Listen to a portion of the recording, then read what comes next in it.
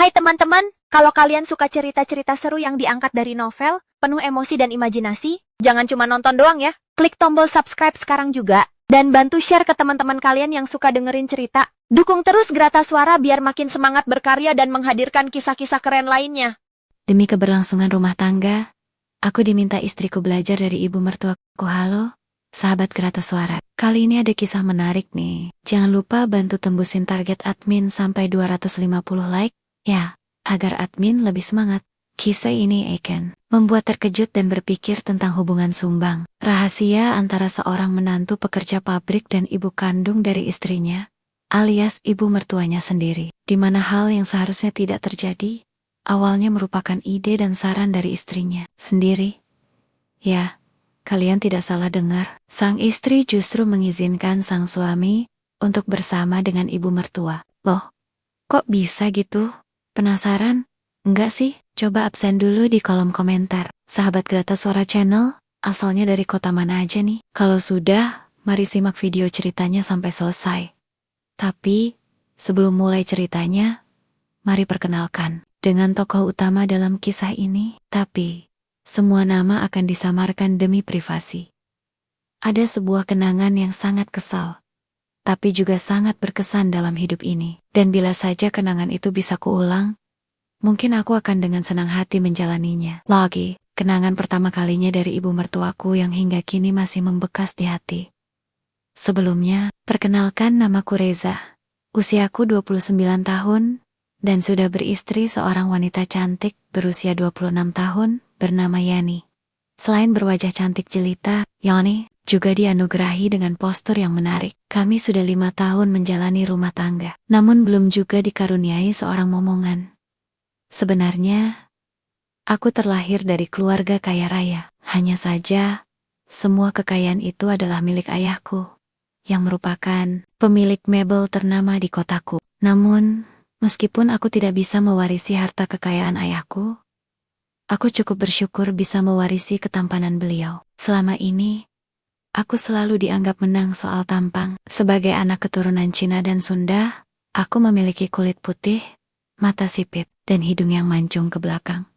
Jujur saja, hidupku sangat pas-pasan. Rumah kami memang di kota, tetapi tepatnya di kompleks pinggiran yang agak padat penduduk. Rumah yang kudapat dari ibuku yang dulunya merupakan pembantu di rumah ayahku. Ayah adalah seorang pria yang hobi berselingkuh, dan salah satunya adalah ibuku. Keakraban antara ayah dan ibuku itu tanpa diketahui siapapun. Hingga akhirnya, hadirlah aku sebagai putra mereka. Namun, setelah semua itu terkuak, aku dan ibu diusir oleh istri sah ayahku dengan sertifikat sebuah rumah yang diwariskan dan uang puluhan juta pada masa itu. Sebagai gantinya, ibuku tidak diperbolehkan kembali ke rumah ayah sampai kepergian ibuku untuk selama-lamanya. Aku tidak pernah tahu wajah ayahku.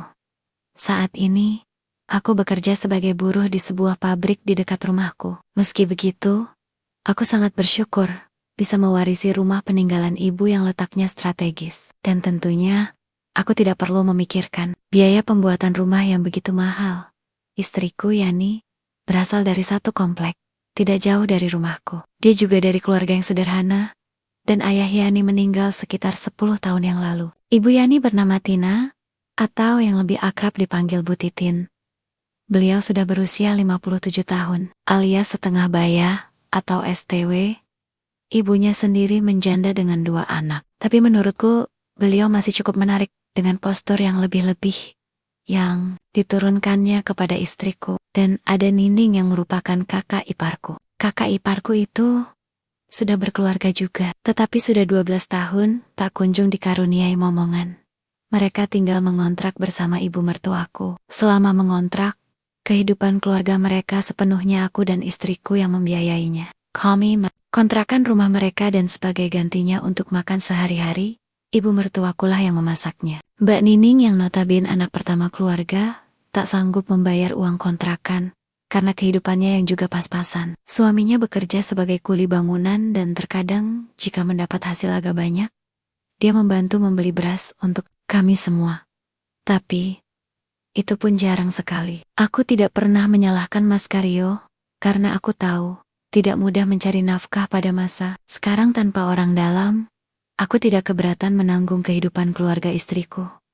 Karena aku menyayangi mereka, layaknya saudara dan orang tuaku sendiri. Apalagi kenyataannya, aku dan istriku adalah satu Satania yang sama-sama bekerja. Istriku juga bekerja di pabrik yang sama denganku. Itu pun karena aku mengusulkan pada kepala pabrik agar istriku bisa diterima di tempatku bekerja.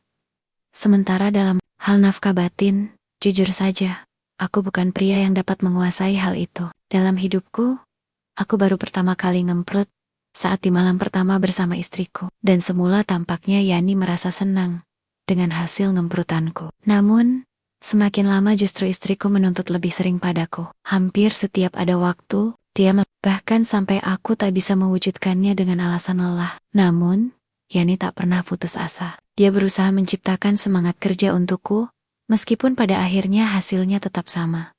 Sebenarnya bukan masalah bagi istriku dengan kekurangan yang kumiliki itu. Namun, sebagai suami aku merasa tak sempurna jika belum bisa membuat istriku bahagia, hingga suatu ketika ia menyarankan sesuatu yang berbeda padaku. Dan mulai saat itulah, kehidupanku jauh lebih berubah dari biasanya. Semua bermula ketika aku tak bisa lagi membiayai ibu mertua untuk melanjutkan kontrakan rumahnya. Dia, samping harga sembako semakin meningkat karena kasus korupsi yang kian meningkat dan kenaikan gaji tidak sepadan, perekonomian kami semakin hari pun semakin berat. Ibu mertua serta semua keluarga istriku kemudian tinggal berkumpul di rumahku. Aku tak mempermasalahkannya, apalagi aku sangat menghargai mereka yang sangat baik padaku. Dan rupanya niat baik itu mendatangkan hoki bagiku. Setelah mereka tinggal bersama kami, aku dipercaya menjadi mandor pabrik. Dan otomatis, gajiku pun semakin bertambah. Rezeki yang kudapat kugunakan untuk merenovasi rumahku menjadi 2 lantai. Selama ini rumahku yang hanya memiliki 2 kamar, akhirnya kujadikan rumah itu menjadi 4 kamar. Bahkan ada ruang sisa sedikit yang bisa kami gunakan menjadi ruang untuk bersantai. Ibu mertuaku, Mbak Nining, serta suaminya menempati kamar bawah. Sementara aku dan istriku di lantai atas. Dengan bergabungnya ibu mertua dan kakak iparku, rumahku pun menjadi semakin ramai. Meski begitu, Yani, istriku masih tidak berubah. Dia tetap menuntutku menunaikan kewajiban sesering mungkin. Ibu mertuaku sendiri sudah 2 kali menikah, dan semua mantan suaminya meninggal dunia. Kedua putrinya berasal dari suami yang berbeda, dan dari sanalah aku menduga jika istriku mewarisi hobi itu dari ibunya. Aku pun juga menduga jika ibu mertuaku tak mungkin seperti itu, jika tak hobi juga. Sampai suatu ketika, setelah sebulan, ibu mertua tinggal di rumah, tiba-tiba beliau memberiku sebuah ramuan tradisional racikannya. Awalnya aku bingung mengapa tiba-tiba beliau memberikan ramuan itu padaku. Padahal selama ini, aku tak pernah mengonsumsi seperti itu. Kenapa tiba-tiba ibu menyediakan minuman itu padaku? Tanyaku saat kami sedang bersantai di kamar. Enggak apa-apa mas, biar fit aja mungkin, jawab istriku. Aku pun tak menaruh curiga saat itu, dan menganggap mungkin itu sekadar perhatian mertua. Namun, rupanya selama seminggu beberapa kali beliau kembali memberikan ramuan tersebut padaku. Jujur saja, ada perbedaan yang kualami setelah meminum ramuan tersebut. Semangatku yang semula biasa menjadi berbeda dari sebelumnya. Bahkan istriku juga mengakui jika ada bedanya. Hanya saja istriku masih tetap saja tak mendapat hasil maksimal dari pekerjaanku itu. Hingga suatu malam, istriku tiba-tiba mengatakan hal yang buatku kaget. Mas, ibu kasih saran sama aku. Dia mau ngajarin mas cara ngemprut yang baik dan benar demi kebaikan kita. Gimana mas? Ujar Yani dengan entengnya. Aku pun terkejut mendengar apa yang diucapkan oleh istriku. Maksud kamu apa dek? Tanyaku heran. Istriku hanya tersenyum. Nanti mas tahu sendirilah, jawabnya santai. Aku benar-benar tak percaya dengan saran tersebut. Jujur saja, aku enggan dan sebenarnya ragu dengan usulan itu. Namun, dalam situasi bingung, istriku justru memberi dukungan padaku. Jangan dipikirkan mas, orang tua tahu yang terbaik untuk kita. Begitu kata istriku. Tidak mudah bagiku menerima begitu saja usulan tersebut. Bukannya munafik, tapi selama ini aku selalu menaruh hormat pada ibu mertua. Aku juga tak pernah berpikiran buruk padanya. Tapi, setelah mendengar usulan tersebut, Aku seolah dihadapkan pada pilihan yang sulit. Apalagi dengan dukungan istriku. Sejak mengusulkan ide tersebut, aku jadi sungkan berhadapan langsung dengan beliau. Aku merasa gugup, apalagi jika di rumah hanya ada aku dan ibu mertuaku saja. Kadang aku sengaja menunda kepulangan dari pabrik. Sampai di rumah, ada Mbak Nining atau istriku.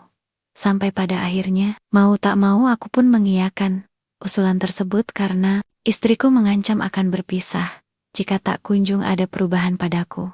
Malam itu kebetulan, Mbak Nining dan Mas Karyo sedang pulang kampung ke rumah Mas Karyo di Jawa Barat, dekat Jawa Tengah. Istriku mengatakan akan istirahat di ruang tamu, sementara aku tetap berada di kamarku, dalam keadaan tidak menentu. Aku menunggu kunjungan ibu mertuaku. Aku benar-benar gugup, tetapi anehnya, hikmah kehidupan bawah tanah juga membayangkan apa yang akan dilaluinya sesaat lagi. Sepertinya pikiran di benakku tak sinkron dengan kondisi batinku. Di tengah kebimbangan itu, ibu mertuaku tiba-tiba menemuiku. Aku diam dan menunduk. Tenang saja Nak Reza, jangan gugup, ujarnya sambil duduk di sampingku. Aku diam tak menjawab, karena pikiranku sudah buntu. Jantungku semakin berdebar, tatkala tiba-tiba ada jemari yang mulai mengambil timun segar. Spontan mataku terpejam, bahkan tak sadar aku bernyanyi di tengah keheningan. Malam nanti, Yani juga ibu ajarin metode seperti ini, ucap ibu mertuaku. Aku mengangguk menanggapi ucapan itu. Jujur saja, aku tak mengira jika hal ini akan kualami juga. Namun, kuakui teori yang diterapkan mama mertua sangat berbeda dengan apa yang kulalui selama ini. Tanpa sadar, aku mulai terbawa suasana dan turut berpartisipasi ngemprut juga. Bahkan, begitu pula sebaliknya dengan ibu mertua. Gantian Reza yang bergerak, ucap ibu mertua lagi. Tanpa menjawab, aku pun mulai menerapkan potensi ngemprut yang aku bisa. Ibu mertua tampak lebih senang dari biasanya. Bahkan, ketika aku lajukan kemprutanku lebih cepat dari sebelumnya, beliau malah bernyanyi lagu Sunda. Sungguh aku baru pertama kali ngemprut sampai begini. Tapi, rupanya usaha ngemprutku berhasil. Juga aku sampai di parkiran yang dijaga oleh mertua, dan mertuaku pun menerima ganti oliku juga. Sebenarnya kamu ini pandai, cuma perlu latihan saja, ujarnya. Membuatku tersipu saja. Jika ada yang pertama, pasti ada yang kedua, ketiga, dan selanjutnya. Begitulah yang kualami setelah itu. Bahkan Yani istriku tak jarang memuji karena perubahan. Dan sejak hari itu kehidupanku berubah total. Meski begitu, Yani tetap menyarankan agar aku terus menimba ilmu ngemprut demi kebaikan rumah tanggaku. Sejauh itu, baik istri dan mertuaku selalu merahasiakannya dari Mbak Nining dan suaminya. Beruntung pula Mbak Nining bisa kubantu mendapatkan pekerjaan sebagai buruh juga di pabrik, sehingga tak sulit bagiku untuk menempatkan waktu pulang bertemu dengan mertuaku. Kami hanya akan bekerja jika ada waktu yang memungkinkan saja. Misalnya, saat semua ke pabrik, kusempatkan untuk pulang ke rumah untuk menimba pengetahuan pada mertua. Namun, rupanya hal itu tak berlangsung lama. Ketika tiba-tiba suami Mbak Nining mengikuti program TKI untuk bekerja di Korea, Mbak Nining memilih berhenti bekerja dan hanya membantu ibu mertua di rumah. Sejak itu pekerjaan itu agak terganggu. Sulit sekali mencari waktu. Padahal saat itu aku sudah mulai terbiasa. Begitu pula dengan ibu mertuaku. Namun, sebagai orang yang sudah berkeluarga, tak dapat dipungkiri Mbak Nining pun menangkap sikap berbeda antara aku dan ibu mertuaku. Perasaan wanita agaknya memang susah dikelabui. Meski tak pernah mengetahui secara pasti, tapi dia curiga dengan keakraban kami. Hingga akhirnya Mbak Nining menanyakan hal itu kepada istriku. Dan nahasnya lagi, istriku justru menceritakan hal yang sesungguhnya. Maafin Ja, Mas Ya, terlanjur cerita sama Mbak Nining, ujar istriku saat kami menonton TV di ruang tamu. Kok bisa sih Dek? Tanyaku kaget. Habisnya Mbak Nining tanya terus. Jawab Yani enteng. Aku diam tak menjawab. Jujur, aku malu dan tak tahu harus menjelaskan apa pada kakak iparku. Sampai keesokan harinya, kebetulan saat itu hari Minggu, seluruh anggota keluarga berkumpul di ruang keluarga. Di sanalah aku, ibu, dan istri mengakui semuanya. Maaf Mbak, tapi ini demi kebaikan kami. Meski caranya keliru, ujarku kala itu berusaha menerangkan, tapi tetap saja itu salah. Dan aku tak bisa menerima semua itu, sahut Mbak Nining langsung. Pergi meninggalkan kami bertiga. Keesokan harinya, dengan mengajak ibu mertua, Mbak Nining berpamitan untuk menempati kontrakan yang dulu. Beberapa kali aku berusaha meminta maaf, namun rupanya usahaku sia-sia. Ia memutuskan tinggal di kontrakan dengan uang yang dikirim oleh suaminya. Hubungan persaudaraan kami semakin renggang. Baik Mbak Nining dan ibu mertua tak pernah lagi berkunjung ke rumahku. Namun, keadaan berubah ketika seminggu setelah kepergian ibu dan kakak iparku. Aku mendapat kabar gembira jika istriku positif hamil. Setelah mengabarkan hal itu kepada keluarga istriku, Mbak Nining tak lagi jengkel padaku. Ia baru menyadari jika bantuan yang aku terima dari ibu mertuaku selama ini terbukti membawa berkah pada kehidupan kami. Meski begitu, baik aku dan mertuaku berjanji tak akan mengulangi metode itu dan menjadikan semua itu sebagai kenangan yang hanya akan kami simpan di dalam hati untuk selama-lamanya. Tamat. Pesan yang bisa kita ambil dari kisah ini adalah hidup seringkali menghadapkan kita pada pilihan sulit, di mana garis antara benar dan salah bisa tampak kabur. Namun, sebesar apapun alasan yang kita miliki, jalan yang keliru tidak akan pernah menjadi solusi yang benar. Keberkahan sejati datang dari kesabaran, kejujuran, dan usaha yang tulus, bukan dari jalan pintas yang mengorbankan prinsip dan harga diri. Apa yang kita tanam hari ini akan kita tuai esok, dan hanya kebaikan yang dapat menghasilkan kebahagiaan sejati. Segitu dulu untuk hari ini. Yap. Nah, semoga kalian semua dapat terhibur kali ini. Sekali lagi, tidak pernah lupa Mimin ingin mengingatkan bahwa tidak ada maksud untuk merusak moral. Tapi di sini admin channel YouTube Tapena hanya berbagi pengalaman dari viewer saja yang tentu saja tidak untuk ditiru. Terima kasih sudah mau mendengarkan kisah nyata ini. Ambil baiknya dan buang buruknya dari cerita kisah ini. Semoga hal seperti ini tidak terjadi kepada kita semua, dan semoga kita semua dilindungi dari mara bahaya. Amin. Terima kasih yang sudah menonton sampai akhir. Jangan lupa like dan subscribe Tintena Story, agar tidak tertinggal cerita yang lebih menarik lainnya. Bantu like video ini sampai 250 like, agar admin semakin bersemangat menghibur teman-teman semua.